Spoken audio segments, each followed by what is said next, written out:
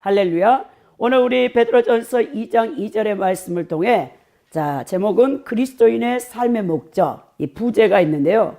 영적 성장의 중요성이라는 제목으로 여러분들과 함께 은혜를 나누고자 원합니다. 우리 사람들이 이 과실수를 심는 이유가 이 열매를 거둬들이기 위함입니다. 그런데 몇 년이 지나도록 여러분 우리가 심어놓은 과실수에 열매가 없다면 농부는 반드시 그 나무를 제거한다는 것이죠. 이제 나무는 주인에 의해서 잘려지거나 뿌리째 뽑혀 불에 태워질 수가 있다는 것이죠. 복음서에서 예수님께서 열매 맺지 못하는 무화과 나무를 저주했던 그 비유를 통해서도 우리가 분명히 알 수 있는데요. 그리스도인으로서 영적 성숙을 이루어 열매를 맺지 못하면 결국 배임바되고 불에 태워지는 것입니다.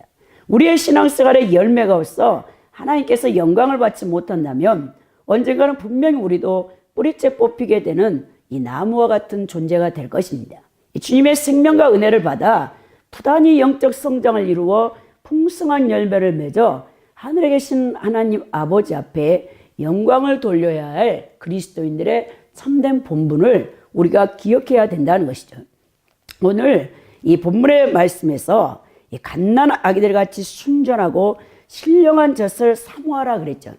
여러분, 어린 아기는 어머니의 이 젖줄을 통해서 이 신령한 젖을 먹고 무럭무럭 자란다는 것이죠.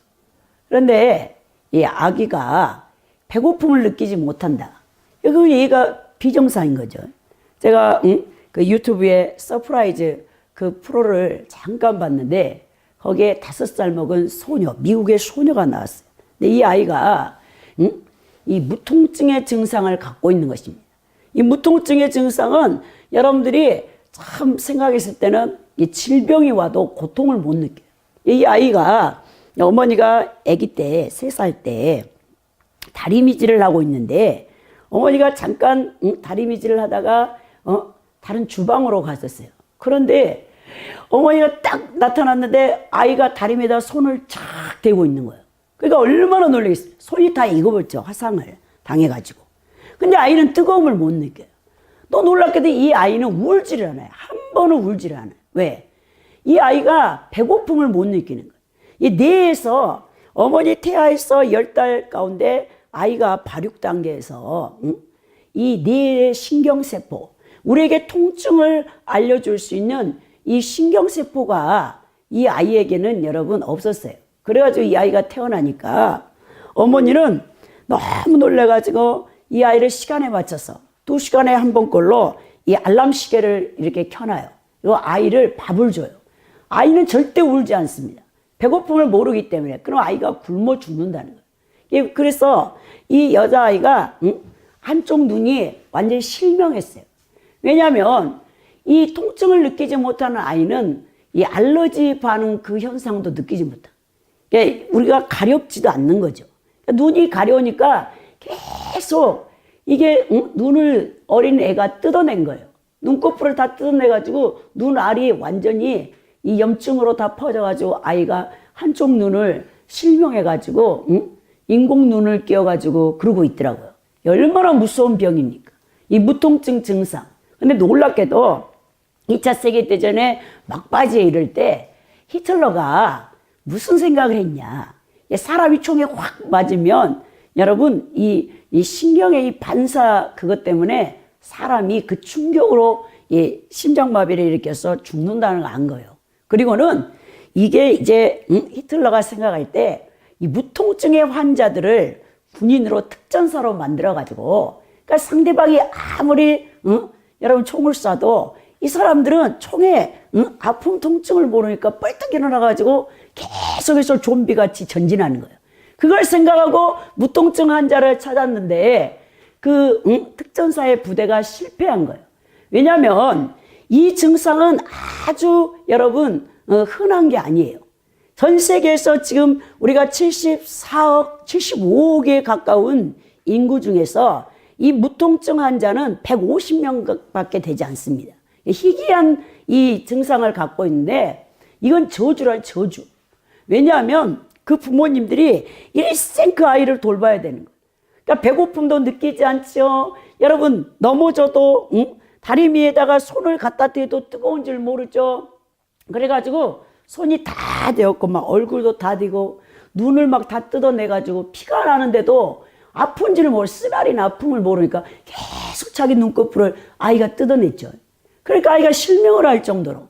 그러니까 이게 저주 중에 가장 저주가 이 무통증의 환자인데 우리는 어떤 사람은 그래요. 너무 질병 때문에 통증이 심하니까 어떤 사람은 막 자살을 하고 스스로 그냥 그 통증을 없애기 위해서 스스로 목숨을 끊는 사람도 많은데 우리 하나님께서 인간에게 이 고통을 느끼게 하는 것도 정말 이 하나님의 다 창조의 섭리와 뜻이 있다는 것을 알아야 됩니다. 근데 왜 우리 그리스도인들이 이 영적 성장을 못하는가? 여러분 이것을 우리가 계속 우리 그리스도인이라면 생각을 해야 된다. 오늘날 그리스도인들이 영적으로 성장하지 못하는 모습, 언뜻 보기에는 그들에게 영적 생명이 전혀 없는 것처럼 보일 때도 있지만 그러나 자세히 살펴보면 우리가 예수 그리스도를 통해서 여러분 회심을 했다면 거듭났다면 중생의 역사가 있다면 우리 안에 이미 하나님의 생명이 들어와 있단 말이에요. 그러면 생명과 함께 여러분 자라나야 되는데 자라나지 못하고 멈춰있는 상태. 그러니까 우리가 어느 정도까지 우리 주님께서는 우리가 자라기를 원하시느냐. 예수 그리스도의 장성한 믿음의 분량에 이르기까지. 성경에서 아비의 단계라고 하죠. 아비의 단계까지 우리가 이르러서 하나님 앞에 영광을 돌리는 하나님을 기쁘시게 해드리는 정말 하나님의 창조의 목적에 부합한 삶을 우리 그리스도인들이 살아야 되는데 이런 수십 년 교회를 다니고 여러분 주일 성수하고 신앙생활을 했다는 사람들 가운데 영적인 어린아이가 있단 말이에요. 영적 아이가 있단 말이에요. 자라나지 않고 있는 거예요. 그 원인은 무엇이냐? 우리가 그것을 잘 살펴보면 오늘 이 순령하고 순전하고 신령한 젖을 사모해서 우리가 구원을 착착착 이루어 가야 되는데 그래야 우리 하나님께서 우리 각자에게 맡기신 사명들을 감당해야 되는데 그걸 감당하지 못하는 자들이 있다는 것이죠. 자, 하나님의 형상으로 우리가 계속 변화되어져요. 그리고는 우리가 성화되어지면 그리스도의 장성한 믿음의 분량에까지 이르겠죠. 갈라디아서 4장 19절에 바울이 나의 자녀들아 너희 속에 그리스도의 형상이 이르기까지 다시 너희를 위하여 해산하는 수고를 하노라 그랬죠. 여러분 이 세상에 태어난 모든 아기들은 여러분 부모님들이 아이가 태어날 때 이 정상적인 발육을 하기를 원한단 말이에요. 근데 어떤 자녀들은 정상적인 발육을 하지 못하고 멈추는 아이가 있어요. 우리 조카가 지금 22살인데 초등학교, 중학교를 다닐 때 우리 조카 친구 가운데 아주 조그마한 아이가 있었어요. 이름이 소희라는 아이인데 이 아이는 외소 발육증을 가지고 있어요. 아이가 지금 중학교 사춘기면 항상 이제 몸이 막 육체적으로 여러분 자라날 때 아닙니까? 막 키도 막 10cm씩 크고 우리 조카가 172cm예요. 여자아이인데. 그런데 그 소희라는 친구 키가 1m 30cm밖에 안 되는 거예요. 우리 조카하고 학교에서 우리 집에를 오면 제가 떡볶이도 해주고 또 우리 집에서 이 조카하고 노는 거예요. 안방에서. 근데 이 아이는 손과 발이 지금 14살, 15살이면 이제 2차 성징기를 거쳐 사춘기라 아이가 막 키도 크고 육체도 막 발달을 해야 되는데 손이 아직도 3, 4살 먹은 애기 손 같고 발도 그래요. 신발이 엄청 작아. 아이들 5살, 7살짜리가 신는 신발을 신고 다니는 거야. 그러니까 우리 조카가 지금 이 신발이 265를 신어요. 여자아이 발인데 남자들 발도 그 정도는 안 되잖아요. 그래 이제 중학교 때 우리 조카가 그때는 250cm, 255cm를 신었어요.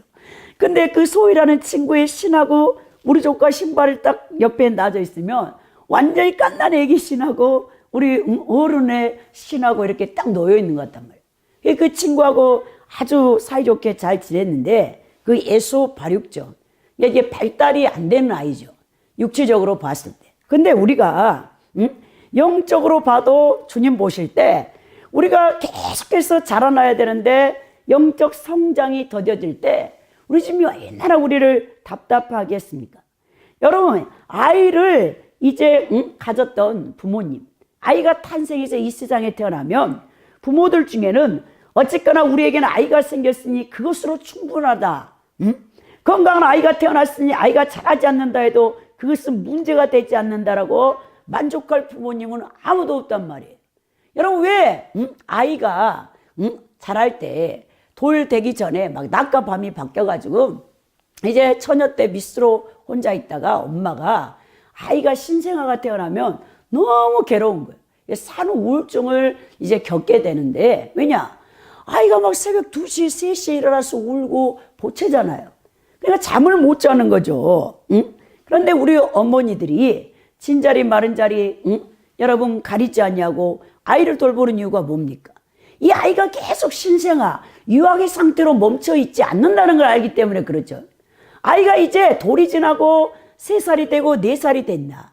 그리고 이제 어린이집에 가고 유치원생이 되고 초등학교, 중고등학교, 대학 또 더 많은 공부를 해서 유학을 가면 이 아이가 이제 성인이 되어져서 나라에 또 이 세상에서 꼭 필요한 사람으로 아이가 자랄 것을 알고 있기 때문에 어머니가 그 수고를 아끼지 않는다는 것입니다. 여러분, 자녀들이 사춘기 때 굉장히 반항하는 아이도 있어요. 우리 교회 집사님 따님이 지금 사춘기 때문에 학교도 안 간다고 엄청 힘들어 하시는데, 그런데 그 우리 집사님이 그걸 감당하는 이유가 무엇입니까? 이 사춘기는 곧 지나간다는 걸 알죠. 이 질풍노도의 시기가 지나가면 안정기가 접어들고 아이가 이제 이 세상에서 어떻게 살아야 되는가, 이 성숙해지는 것을 알기 때문에 방황하는 사춘기 자녀들을 부모님은 야단치지 않냐고 또 기다려주는 것을 보게 됩니다. 왜냐하면 성장은 새로운 탄생에 따르는 정상적인 과정이며 기대되는 결과이기 때문입니다.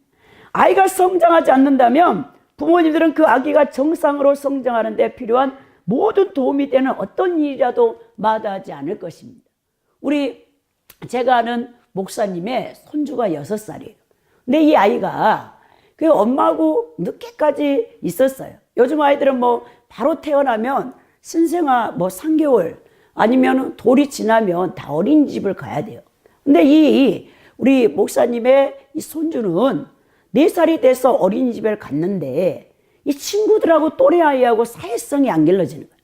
그리고 다 아이들 걸 뺏고 아이를 막 때리고 다니니까 이제 딱 지켜봤을 때 아이가 정서적으로 감정적으로 성장이 더디다는 것을 어린이집 담임선생님이 알게 된 거예요. 어머니를 오라고 해가지고 아이가 감성 발달 그리고 인지 발달이 좀 더딘 것 같습니다.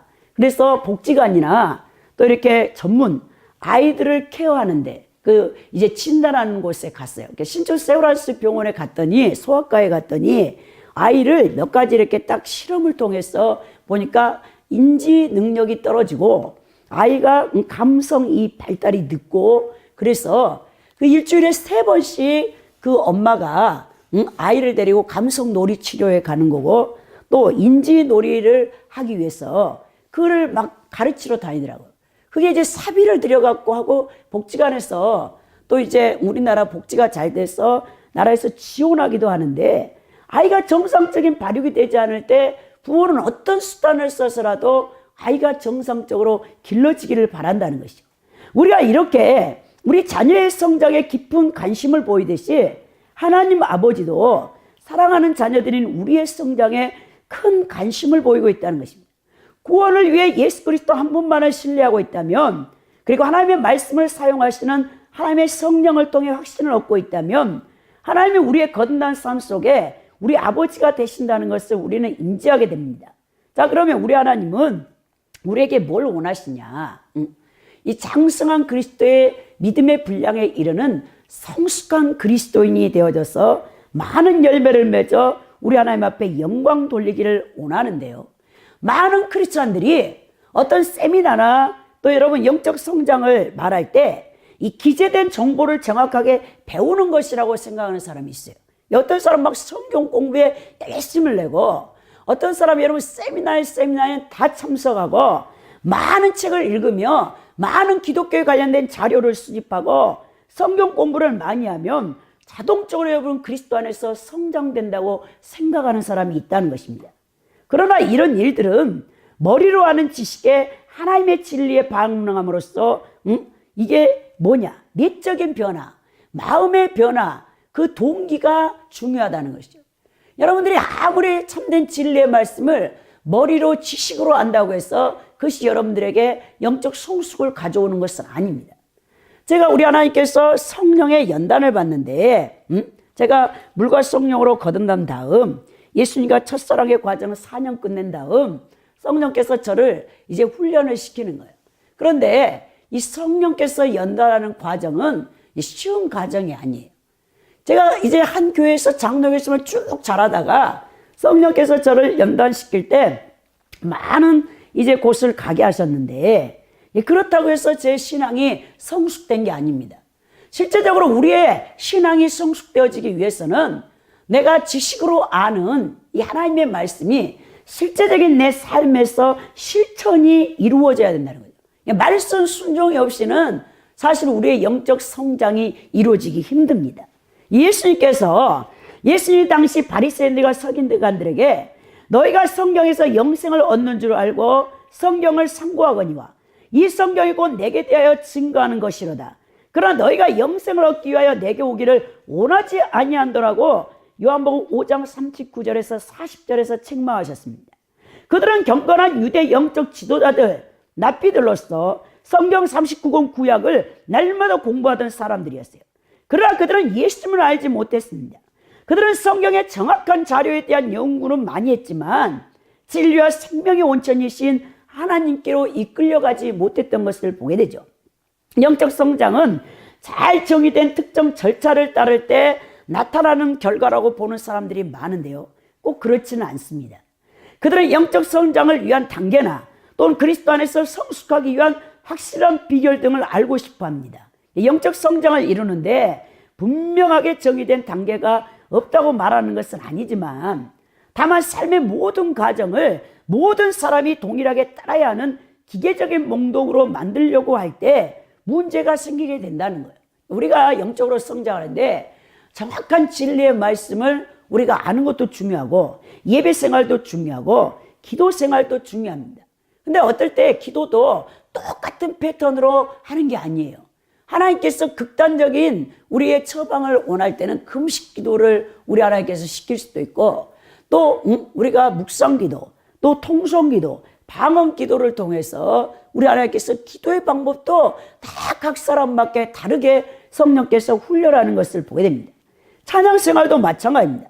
그리고 전도, 또 헌금 생활, 구제, 섬김, 봉사 그 모든 과정이 우리의 영적 성장에 필요한 일련의 단계들이지만 그게 우리가 동일하게 이 10명이면 10명 성도들이 똑같이 전도 생활을 하고 똑같이 예배 생활을 하고 똑같이 기도 생활을 하고 성경 공부를 한다고 해서 우리의 영적 성장이 동일하게 이루어지는 게 아니라는 것이죠.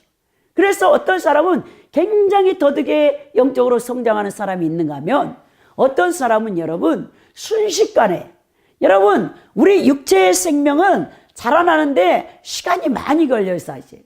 여러분 30살 될 때까지 그 30년이라는 세월이 어른이 되기까지 걸리는데 영적인 이 성장은요 우리 영의 속사람은요 놀랍습니다. 여러분들 이 거듭남과 동시에 순종을 잘하는 분들은요 여러분 3년 5년이면 벌써 여러분 청년으로 여러분 단계로 성장해 버릴 수도 있어요. 또 어떤 사람은 여러분 예수 믿는 지 아니면 20년 정도 되면 아예 아비의 단계로 영적 성숙을 이룰 수도 있어요. 그런데 그것은 하나님의 은혜로 하나님의 주권과 섭리 가운데 우리를 다루시는데 모든 게 먼저 하나님의 은혜가 있어야 되죠. 그러나 그 은혜에 우리가 전적인 우리의 의지로 협력이 있어야 하나님 앞에 순종하는 협력이 있어야 우리의 영적 성숙이 이루어질 수 있다는 것도 여러분 기억해야 된다는 것이죠. 저는 우리 교회에 전에 어떤 여자 전도사님 지금 1년이 넘으셨어요. 그분이 원래 금남교회 출신이에요. 32년 동안 평신도로 계시다가 장로교 신학을 가서 전도사님이 되신 거예요. 그런데 그분이 우리 교회에 3년, 4년 전에 오셔서 하는 말이 자기의 이 영적, 이 어린아이 상태, 딱 7살 수준이라는 거. 그분이 우리의 육적인 나이로는 70이 넘으신 이른이 넘은 분인데 자기의 영적인 속사람은 7살 수준이다. 그러면서 이 어린아이의 모습에서 자라나지 않는다. 그래서 그 악한 영에게 너무나 여러분 시달리는 것을 보았습니다. 그분이 고통받을 때마다 저한테 와서 이제 기도받고 또 제가 그분과 함께 매일 철야를 하면서 함께 예배를 드려보자고 권했지만 이분은 그 7살짜리가 여러분 그 영적인 그 성장을 그 뛰어넘어 지연되고 있는 그 부분을 뛰어넘기는 너무 역부족인 거예요. 그러니까 이분이 평신도로만 32년 금남교회 권사님이셨고 여러분 신학을 해가지고 수십 년 지난 거예요. 12년이 지났어요. 그런데도 이분이 자기의 상태가 7살 어린아이에 멈춰가지고 아무것도 할 수 없다는 거예요. 얼마나 답답합니까 여러분. 하나님께서 꿈에 보여줬는데 벌판에 막 여러분 어디선가 돌풍이 불어오는데 7살짜리 어린 여자아이가 어디로 갈 바를 모르고 뱅뱅뱅뱅 돌고만 있더라. 그게 자기의 영적인 모습이라는 거예요. 여러분 이 신앙이 성장하지 못하고 멈춰버리면 여러분 이 멈춰있는 이 성장에 이 문제가 무엇이냐. 하나님과의 관계에서 어긋난 거죠. 여러분 하나님께서 100% 은혜로 여러분 성화의 과정도 여러분 하나님이 주도하십니다. 여러분 거듭남도 물론 하나님이 주도하시지만 이 성화의 과정에서 우리가 영적을 성숙을 이루는 단계도 다 하나님이 주도하고 계셔요. 근데 영적 성장은 하나님의 명령이고 뜻입니다. 영적 성장이 되지 않는 상태로 머물러 있으면 여러분들은 너무나 불행한 신앙생활을 하는 거예요. 어린아이 상태에서 여러분 뭘 하겠습니까? 하나님께서 주신 미션 사명을 어떻게 감당하겠습니까? 그러니까 자기 신앙도 하나 컨트롤하지 못하고 힘든 삶을 사는데요. 우리 하나님께서 우리 믿는 성도들에게 바라는 것은 이 반드시 영적 성장이 하나님의 명령이고 뜻이에요. 영적 성장을 다루는 것은 두 가지 이유 때문에 매우 중요합니다. 첫째로 영적 성장은 하나님의 명령이고 따라서 우리를 향한 하나님의 뜻이기 때문에 그래요. 둘째로 왜 영적 성장이 중요하며 성장하지 않으면 정체되고 결국 불구가 되기 때문인데 그럴 만한 충분한 이유가 있습니다. 성장하지 않는 그리스도인들은 믿음의 진보를 이루는 그리스도의 군사가 될 수 없기 때문입니다. 믿음의 진보를 이루지 못하는 교회인들은 결국 마귀의 불화살과 유혹을 피할 수 없기 때문입니다. 영적 성장의 정의가 뭐냐면요. 우리 안에 거하시는 그리스도가 우리 안에서 그리고 우리를 통해 자신을 점점 더 많이 표현할 수 있게 해드림으로써 하나님께 더 큰 영광을 돌려드리고 우리를 향한 하나님의 선하심을 더 많이 경험하게 되는 변화의 과정이라고 볼 수 있다는 것이죠. 자, 영적 성장의 삶 속에서 나는 점점 덜 드러나고 그러니까 나의 옛사람이 죽어져야 되겠죠. 그리스도가 점점 더 많이 드러나게 되는 것을 말하는 것이에요. 이것을 세례 요한은 너무나 잘 설명했습니다. 예수님의 사역과 인기가 점점 더 커지고 세례 요한이 점점 뒤로 밀려나게 되자 세례 요한의 제자들이 찾아와서 지금 무슨 일이 벌어지고 있는지 아십니까? 라고 물었죠. 그 질문에 대해 세례 요한이 답변하기를 그는 흥하여 가겠고 나는 쇠하여 하리라. 요한복음 3장 30절에 말씀했죠. 즉 타락한 인간의 옛사람의 속성은 점점 덜 드러나게 되고 예수 그리스도를 닮은 새 사람의 성품이 점점 더 많이 드러나게 될 때 우리의 영적 성장이 이루어지게 되는 것입니다. 오늘 본문 말씀에서 베드로 사도가 갓난 아이들과 같이 순전하고 신령한 것을 사모하라. 이는 이로 말미암아 너희로 구원에 이르도록 자라게 하려 함이라 했죠. 여러분들이 과거 자녀를 기를 때 새로 태어난 아기가 먹을 것을 요구하며 우는 소리를 들어보았다면 이 말씀이 이해가 될 것입니다. 이 구절은 성경에서 영적 성장을 가장 잘 설명하고 있는 구절입니다. 영적 성장이 어떻게 이루어지는지 정확하게는 우리가 알 수 없다 할지라도 이 구절을 통해서 영적 성장이 영적 성장을 육체적 성장과 비교할 수 있기 때문에 우리가 영적 성장을 이해하는데 많은 도움이 된다는 거예요. 이 갓난아기에게 중요한 것은 뭡니까? 자라나는 것이죠. 갓난아기 상태에서 그대로 멈춰 있으면 안 된다는 것입니다. 영적 성장의 목표는 회심하는 또는 거듭나는 순간에 성령님이 주시는 생명을 성장시켜 사도 베드로가 말했던 듯이 우리가 구원에 이르도록 자라가야 된다는 거예요. 바울 사도는 그것을 에베소 4장 15절에 무슨 말로 표현했냐면 범사에 그에게까지 자라가라. 그는 머리니 곧 그리스도라 그랬죠. 여러분, 우리가 예수 그리스도가 어떤 분입니까? 사복음서를 통해서 예수님이 천국 백성의 롤 모델로 우리에게 제시되어져 있는 거예요. 그리스도의 제자다. 제자면 뭡니까? 스승이 하는 대로 그대로 따라 살아야 제자죠.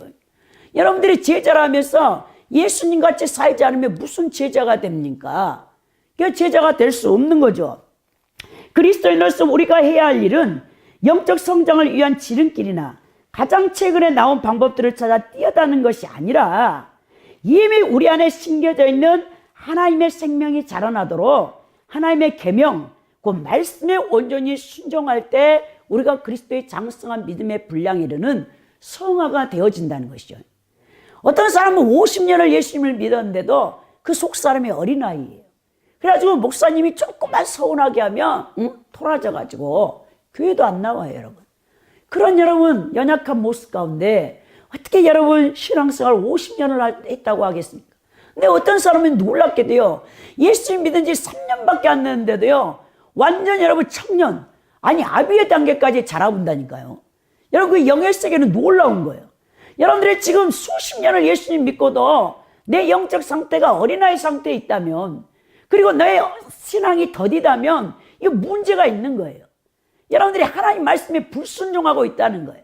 여러분의 이 영적 성장을 방해하는 것이 뭐냐면 죄가 그래. 죄 때문에 여러분이 자라나지 않고 있습니다. 죄로 말미암아 하나님 앞에 불순종하기 때문에 여러분의 신앙이 더 이상 진보가 없다는 것이죠. 여러분, 영적 성장에 필요한 두 가지 요소가 있습니다. 영적 성장에 필요한 두 개의 요소는 베드로후서 3장 18절에 기록되어 있는데요. 오직 우리 주 곧 구주 예수 그리스도의 은혜와 저를 아는 지식에 자라가라 그랬어요. 여러분, 영적 성장의 가장 중요한 것은 하나님의 은혜가 있어야 돼요. 그리고 또 하나는 뭐냐면 저를 아는 지식, 예수 그리스도를 아는 지식이 있어야 된다는 것입니다. 자, 우리의 영적 성장은 우리의 영적 혈관을 통해 그 생명이 흐르고 있는 예수 그리스도와 밀접하게 연관이 되어 있다는 것을 여러분 기억하시기 바랍니다. 자, 하나님의 은혜는 놀랍게도 그리스도의 삶을 이야기할 때마다 언제나 거론되어지고 있는 성경의 단어예요. 영적 성숙에 있어서 하나님의 은혜는 100% 비중을 차지합니다. 은혜는 우리를 위해 행하신 예수 그리스도의 사역을 기초로 하나님께서 우리를 위해 무엇이든지 자유롭게 행사하시는 것을 말합니다. 바로 은혜는 하나님의 그의 선하심을 무한정 공급하심으로 우리 스스로는 결코 할 수 없는 일을 우리를 위해 행하시는 것이죠. 그 은혜가 우리 믿음의 기초가 됩니다. 그러나 그리스도 안에서 우리가 어떻게 성장하는가라는 측면에서는 그 은혜가 종종 잊혀질 때가 있어요.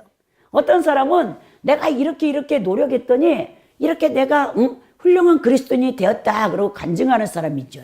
근데 사실 여러분, 우리가 영적으로 성장하는 데는 100% 하나님의 은혜고 또 100%의 나의 노력도 필요한 거예요.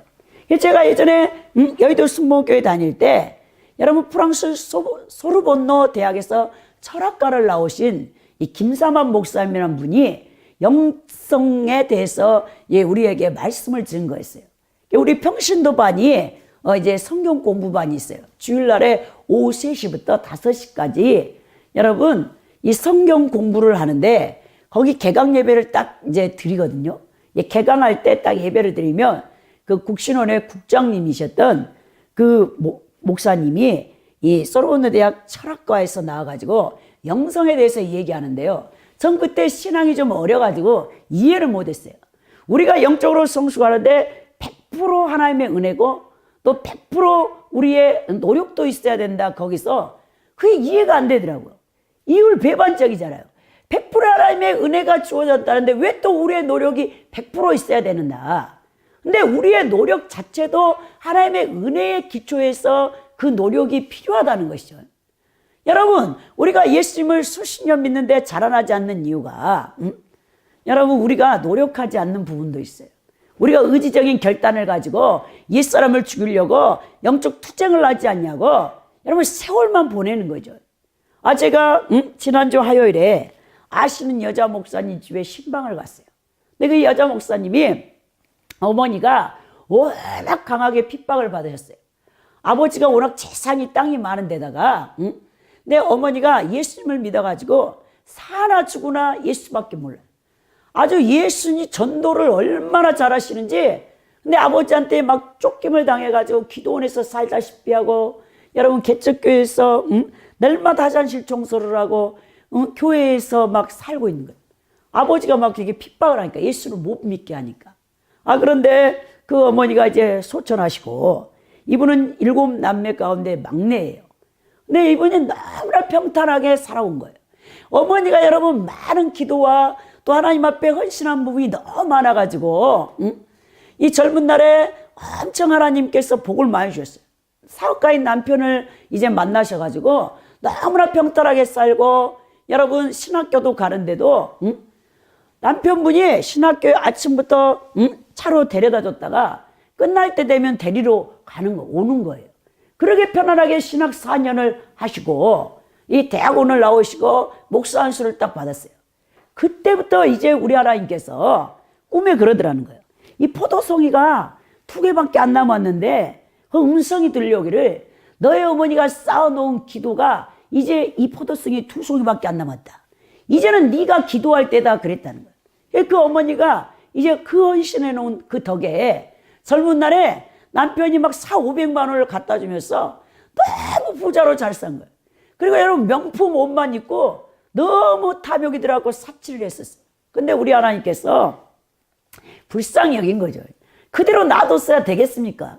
어린아이 상태에서 목사님이 되면 감당을 못하니까 우리 하나님이 이제 훈련이 들어가는데 남편을 통해서 이 사탄이 역사하는데요.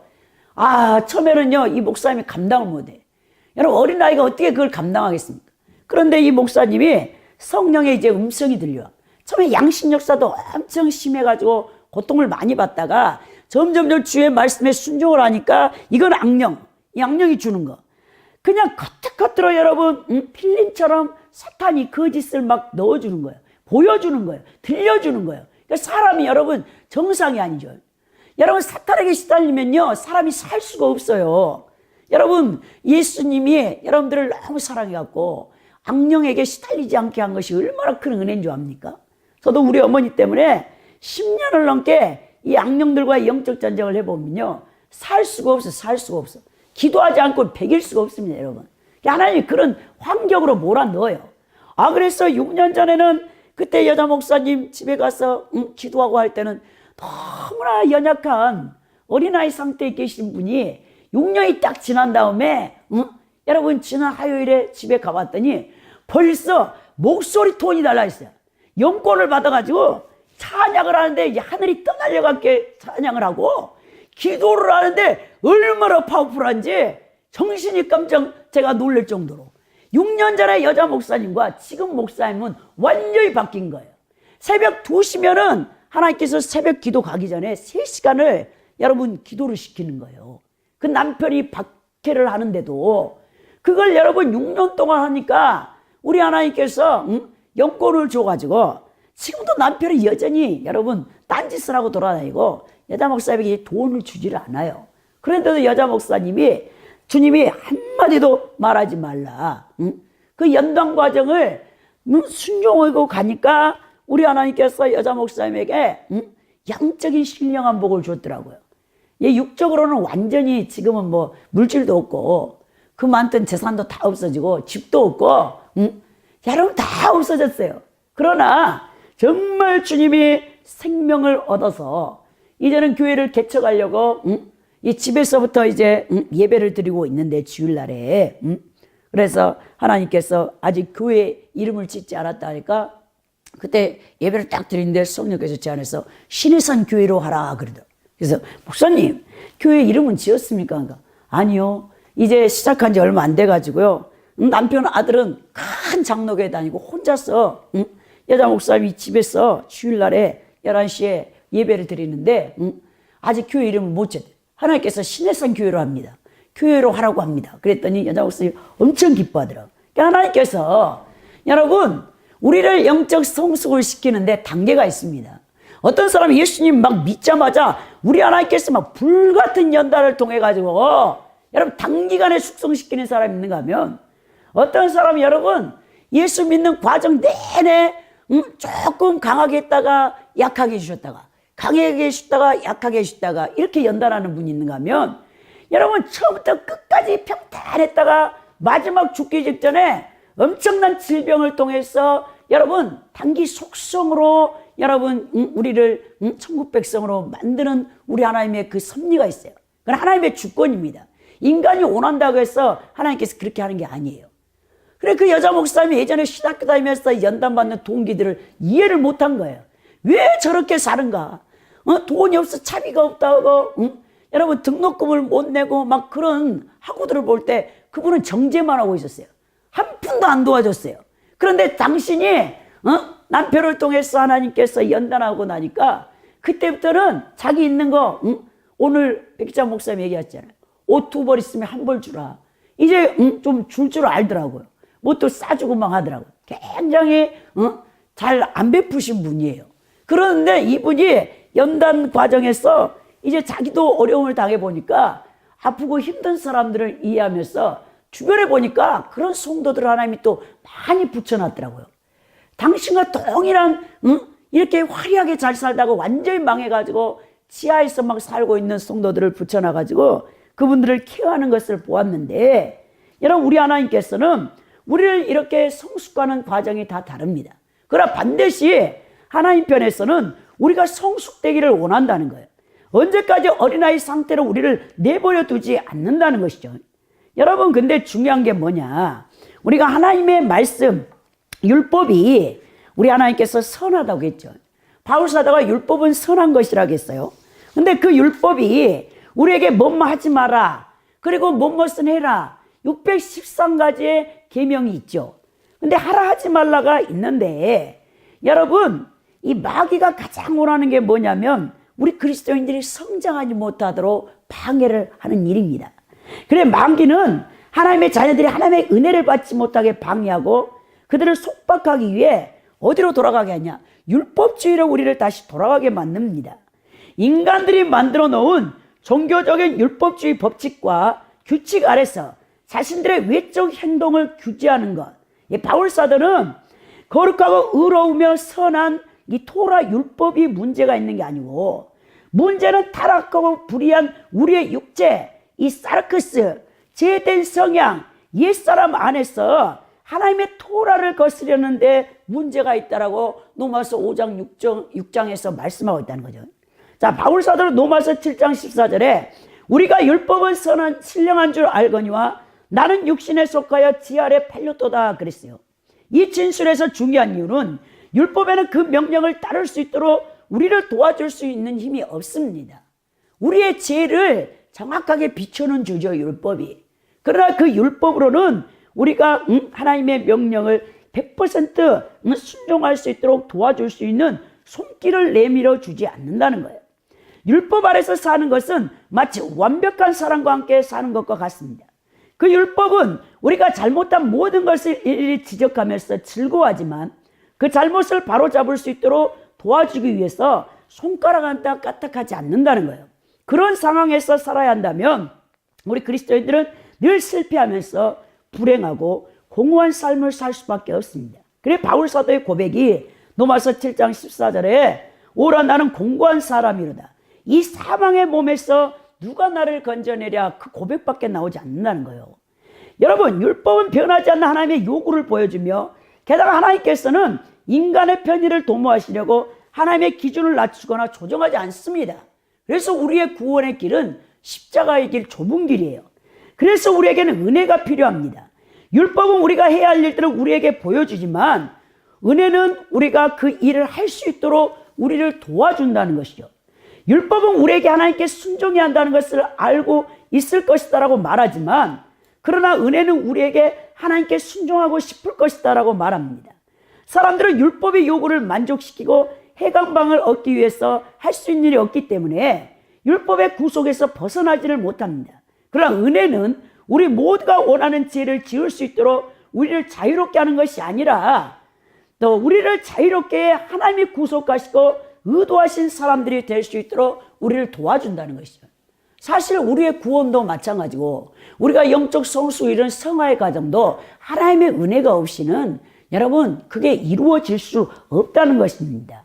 그래서 베드로 사도가 우리가 그리스도의 순전한 젖을 사모하고 성장하는데 반드시 하나님의 은혜가 있어야 된다고 말하고, 특별히 하나님께서는 율법, 토라가 생명을 공급하여 우리의 속사람을 자라게 하는 생명의 양식이 되지만 그 토라를 우리가 지킬 수 없기 때문에 성령을 우리에게 보내주시는 것을 보게 됩니다.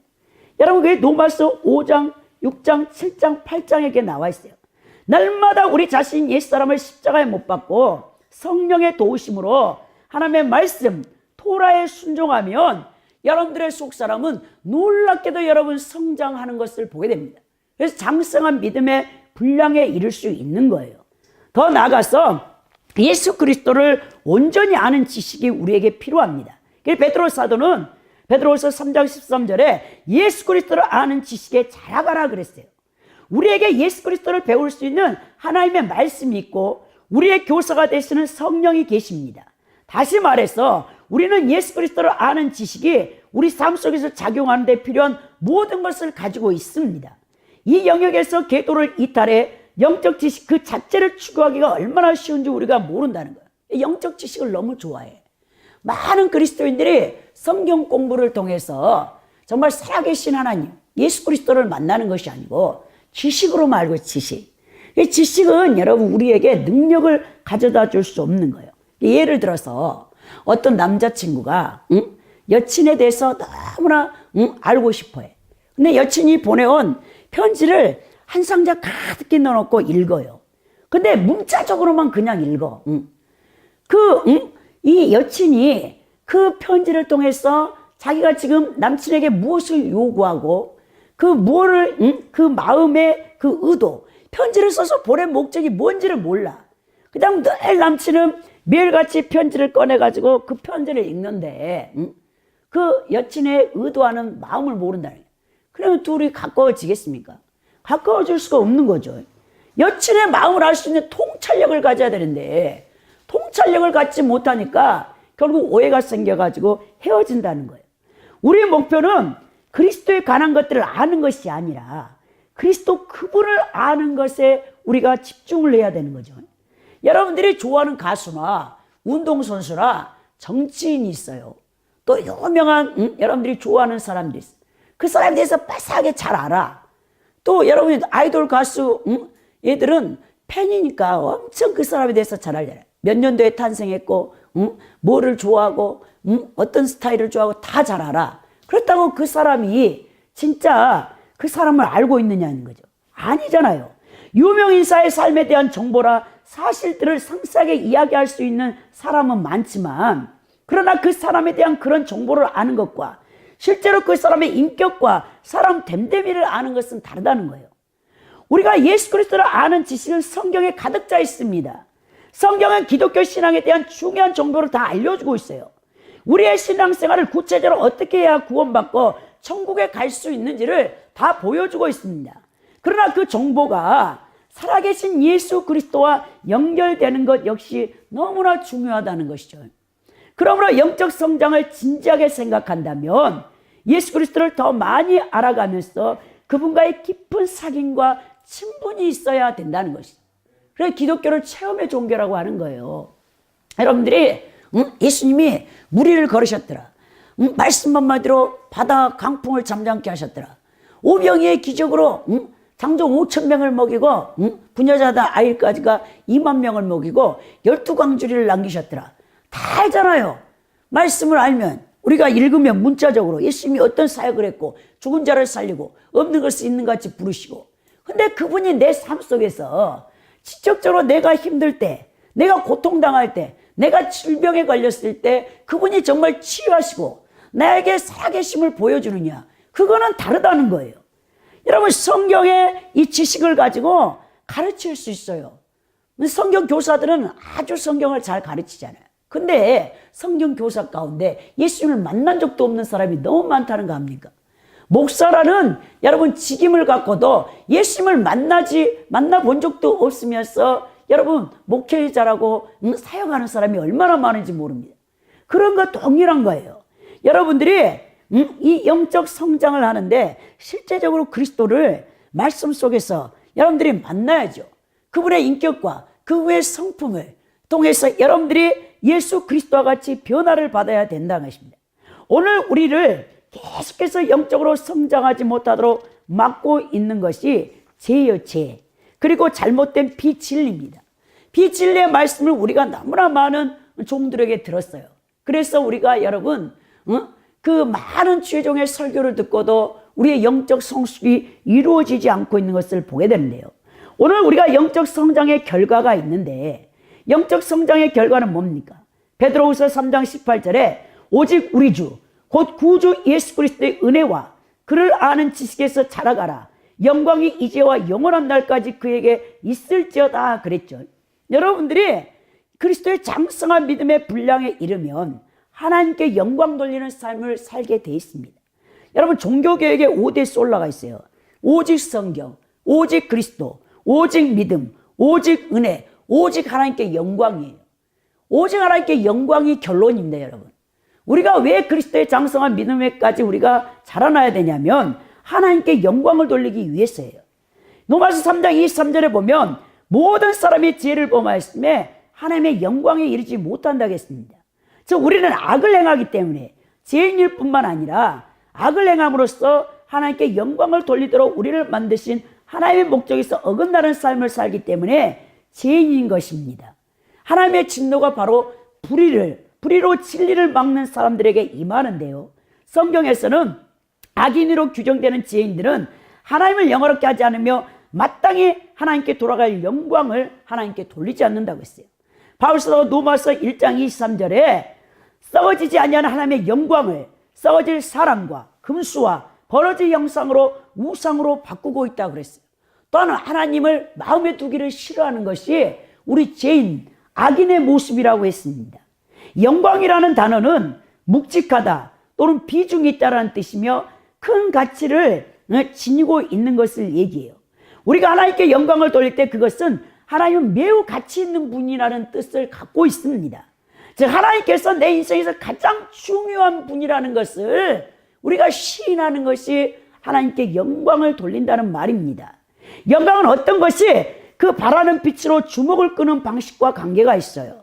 하나님께 영화롭게 한다는 것은 하나님께 주목하고 하나님 모든 찬양과 숭배를 받게 합당하신 분으로 높인다는 것을 의미합니다. 하나님은 항상 자신을 드러내고 싶어 합니다. 그러나 하나님은 눈에 보이지 않는 분이시기 때문에 사람을 지으시고 세상이 하나님을 보고 하나님께 가까이 나갈 수 있도록 하나님을 드러내는 일을 하고 계시는 것을 보게 됩니다.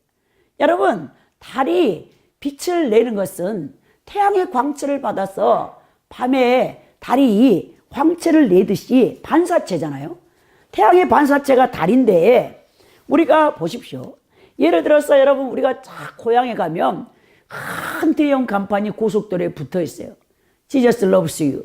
그 예전에 보니까 그 간판이 있었죠. 하나님이 당신을 사랑하십니다. 또 더 나가면 우리나라 대기업의 간판들이 고속도로 쫙 가면 크게 여러분 나와 있는데 이 간판이 뭘 얘기합니까? 차를 몰고 가는 모든 사람들이 그 회사의 가치를 파악할 수 있도록 목적을 두기 위해서 큰 대형 간판을 고속도로에다가 여러분 내거는 것을 보게 됩니다. 이렇듯이 하나님 우리가 그리스도인으로서 해야 할 일은 하나님의 은혜를 잃어버린 세상에 그 은혜를 알리는 광고판이 되어야 된다는 거죠. 그리고 우리가 하나님을 점점 더 많이 드러낼 수 있도록 우리가 성장해 가기를 바라고 계신다는 것입니다. 따라서 여러분들이 아침에 눈을 뜨면 주님, 제 주위에 있는 사람들에게 하나님을 더 크고 분명하게 드러낼 수 있도록 오늘 하루 저를 성장시켜 주옵소서라고 여러분들은 기도를 해야 된다는 것이죠. 하나님을 영화롭게 하는 것은 다른 사람들에게 매력적으로 보이기 위한 자신을 꾸미고 단장하면서 거울 앞에 서 있는 여인과 더 비슷한 거예요. 우리가 성경에서 제시하는 대로 행하며 살아가는 방식을 통해 다른 사람들로 하여금 하나님께 매력을 느끼게 하면서 우리의 위대한 구세주를 아름답고 돋보이게 할 수 있다는 사실을 우리가 깨달아야 된다는 것입니다. 사실 여러분, 우리 그리스도인 한 사람 한 사람은 하나님을 공개적으로 드러낼 수 있는 아주 귀한 사명을 갖고 있는 것입니다. 자, 하나님을 영화롭게 하는 일에는 열정이 필요합니다. 그리스도의 하나님께 영광을 돌리는 삶을 살고자 하는 내적 동기가 있을 때 우리는 헌신이 나오게 되어 있어요. 하나님의 영광을 위해 살기로 마음을 정할 때 삶 전체가 그 방향을 향해서 나아간다는 것이죠. 그래서 고린도전서 10장 31절에 바울 사도가 그런즉 너희가 먹든지 마시든지 무엇을 하든지 다 하나님의 영광을 위하여 하라고 말씀한 걸 보게 됩니다. 그리스도인들의 삶의 목적이 무엇이냐? 하나님 앞에 영광이 영광. 우리의 영적 성장을 통해 영혼이 성숙한 단계에 이르면 하나님께 영광을 돌릴 수 있는 우리의 역량이 증가하게 되는 것입니다. 오늘날 현대 기독교인들의 특징은 자동 판매기 같은 하나님을 원하고 계세요. 자신이 선택하는 상품을 위해서 동전을 탁 넣잖아요. 커피, 자동 판매기 커피에다가 동전을 딱 넣으면 탁 밀크 커피, 아니면 설탕 커피, 그냥 블랙 커피 딱 누르면 나오잖아요. 그런 하나님을 원하고 있어요. 제가 보니까 요즘은 더 현대식이야. 동전 넣을 필요 없습니다. 카드만 올려놓으면 자기가 원하는 물건을 다 여러분 꺼낼 수 있어요. 이처럼 우리가 하나님을 영화롭게 하는 우리의 인간의 목적을 잃어버리고 우리의 목적을 위해서 하나님을 이용해서는 안 되죠. 우리를 좀 더 건강하고 좀 더 부유하고 좀 더 지혜롭게 해주고 이 땅에서 성공과 부를 주기 위해 하나님이 존재하는 분이라고 생각한다면 여러분 큰 오산입니다. 하나님 절대 그런 분이 아니세요. 그것은 우리의 요구에 반응해야 될 의무가 하나님께 있다고 생각하는 자기중심주의, 자기의 영광을 위한 타락한 옛사람의 본성에서 하나님을 부리는 잘못된 신앙의 태도입니다.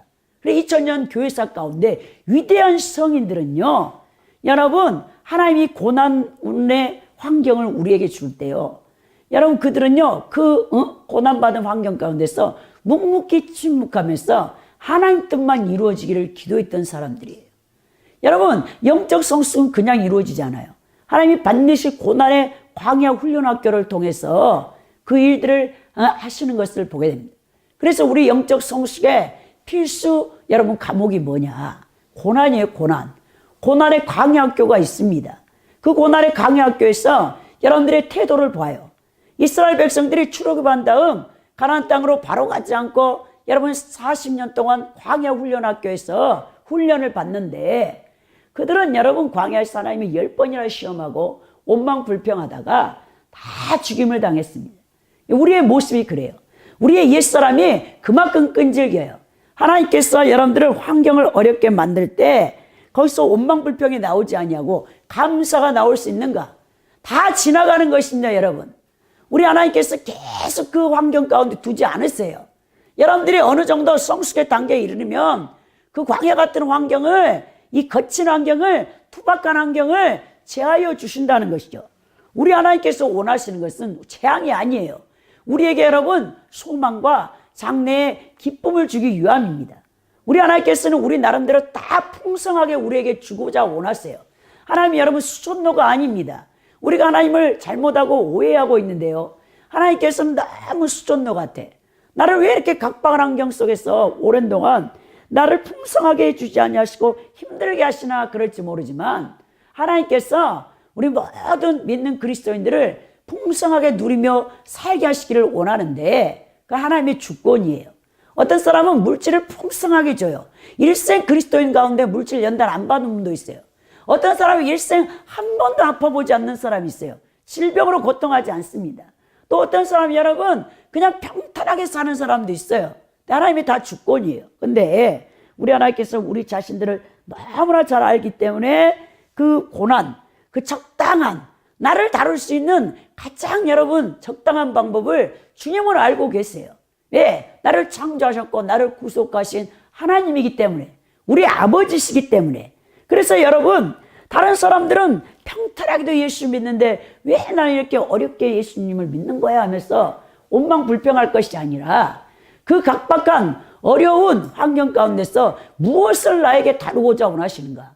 나의 옛사람 부분 가운데 무엇이 하나님께서 제거되기를 원하셔서 이런 환경을 두셨는가? 먼저 하나님 앞에 자기 자신을 말씀으로 비춰보고 그래야 여러분 영적 성숙의 유익이 따릅니다. 그런데 여러분 고난을 받을 때 원망불평하면요 시간만 가요. 여러분 절대로 여러분 그 과정이 통과되지 못한단 말이에요.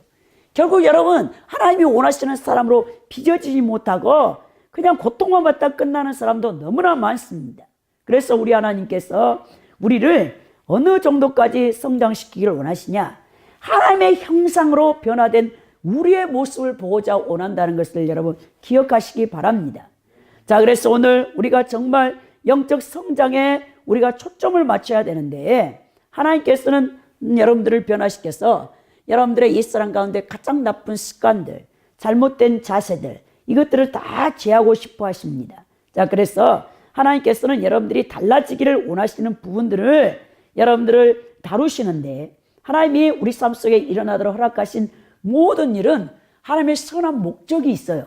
그래서 여러분 로마서 8장 28절에 우리가 알거니와 하나님을 사랑하는 자 곧 그 뜻대로 부르심을 입은 자들은 모든 일이 합력하여 선을 이룬다. 우주적인 모든 사건들이 합력하여 선을 이루는데 이 선은 궁극적으로 영생을 얻는 것이라는 것을 기억하시고 여러분들이 계속해서 영적으로 성장되어지는데 방해하는 이 죄, 그 배후에서 역사하는 마귀, 여러분들 그 세력들을 다 꺾고 승리하여서 그리스도의 장성한 믿음의 분량이로서 하나님을 영화롭게 하는 복된 무들이 될 수 있기를 예수 그리스도의 이름으로 축원드립니다.